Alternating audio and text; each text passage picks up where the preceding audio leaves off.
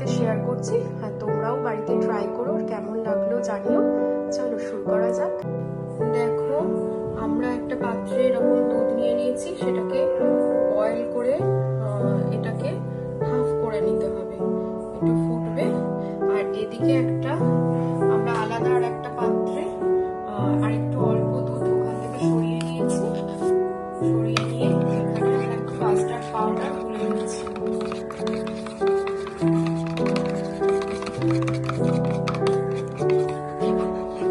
কাস্টার্ডটা একটু অল্প দুধের মধ্যে মানে গুলে নিলাম, সেটাকে আবার মেইন মিল্কটার সাথে এটাকে মিক্স করে দিচ্ছি।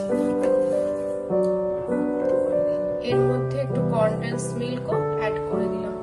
যদি কেউ চিনি দিতে চাও তাও চিনি দিতে পারো, আমি আজ কনডেন্স মিল্কটা ইউজ করি। এবার দেখো, স্টার করে কনডেন্স মিল্কটা এর সাথে অ্যাড করে দিলাম। এবার এটাকে আমাদের নর্মাল টেম্পারেচারে আনতে হবে, এটা গরম অবস্থায় হবে না। জিনিসটা যে ডেজার্টটা বানাচ্ছি নর্মাল হতে দিলাম এটাকে। এরকম একটা আমকে নিয়ে এরকম ছোট ছোট রাফলি ছোট ছোট কিউব শেপের করে চপ করে নিতে হবে। রাফলি চপ করে নেবে ছোট ছোট টুকরো করে। আর এগুলো লাগবে ওই ডেজার্টটা বানানোর জন্য। কিছুটা অংশ আমের মিক্সার গ্রাইন্ডারে দিয়ে একটা ফাইন পেস্ট বানিয়ে নেবে। দেখো, আমটার কিছুটা অংশ এইভাবে পিউরি বানিয়ে রেখে দেওয়া হচ্ছে।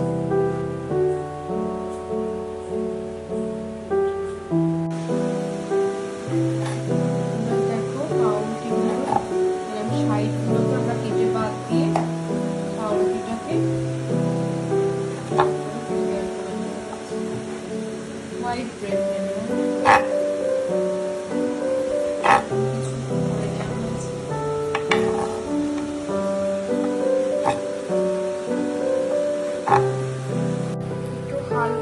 বাটার ব্রাশ করে দিলাম। তারপরে একটা তাওয়ায় পাউরুটিগুলো এপিট ওপিট উল্টে হালকা সেঁকে দিলাম।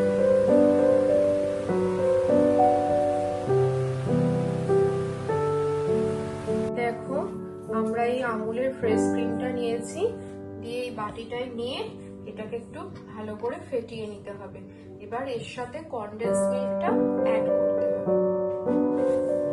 দেখো, এর মধ্যে এবার ফ্যাটানো ক্রিমটার মধ্যে কনডেন্স মিল্ক অ্যাড করে আর একটু মিক্স করে নিতে হবে। দেখো, কাস্টার্ডটা এরকম কুল হয়ে যাওয়ার পর আমরা ম্যাঙ্গোর যে পিউরিটা বানিয়ে রেখেছিলাম সেইটাকে এর সাথে মিক্সড করে দিচ্ছি।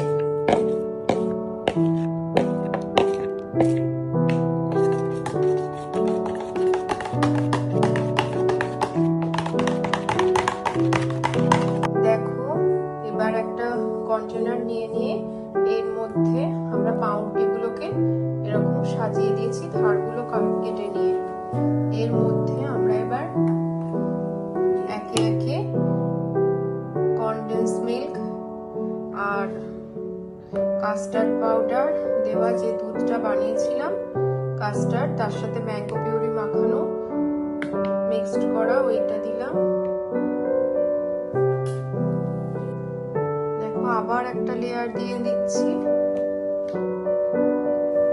এইভাবে আবার পাউরুটিগুলোকে স্তরে স্তরে সাজিয়ে আবার এই ম্যাঙ্গো কাস্টার্ড বলতে পারো, এইটাকে আবার দিয়ে দিলাম।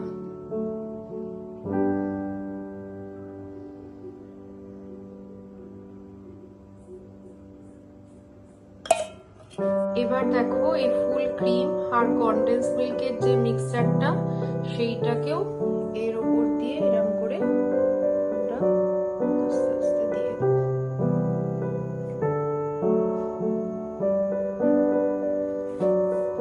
দেখো, এই যেগুলো রাফলি চপড আমরা ম্যাঙ্গো আগে থেকে করে রেখেছিলাম ওটাও এর মধ্যে টপিংস হিসেবে দিয়ে দিয়েছি। আর একটু গার্নিশ করার জন্য আমরা রোস্ট ড্রাই রোস্ট করে একটুখানি ড্রাই ফ্রুটস গুলো, আমন্ডস, পিস্তাচিও, এগুলো একটু একটু দিয়ে দেবো। আমরা এখানে কিছু চপ ড্রাই ফ্রুটস, আমন্ডস আর পিস্তাচিও নিয়ে নিয়েছি গার্নিশ করার জন্য। এগুলো দিয়ে উপরে ছড়িয়ে গার্নিশ করে নেবো। দেখো এইরকম লুকসটা এসেছে। এবার এটাকে আমরা 4-5 ঘন্টা ফ্রিজে রেখে দিতে হবে। দিয়ে তারপর মিনিমাম 4-5 ঘন্টা, এর থেকে বেশি রাখতে পারলেও ভালো, রেখে দিয়ে তারপরে এটাকে খেতে হবে। দেখা যাক কিরকম হয়। 4-5 ঘন্টা পরে তোমাদের কাছে আবার ফিরে আসবো। 3, 2, 1. আমাদের ম্যাঙ্গো ব্রেড পুডিং রেডি। কেমন লাগলো তোমাদের জানিও। আমাদের এই রেসিপিটা যদি ভালো লাগে লাইক, শেয়ার, সাবস্ক্রাইব করো, কমেন্ট করে তোমাদের মতামত জানিও। আর আমাদের পাশে থেকো।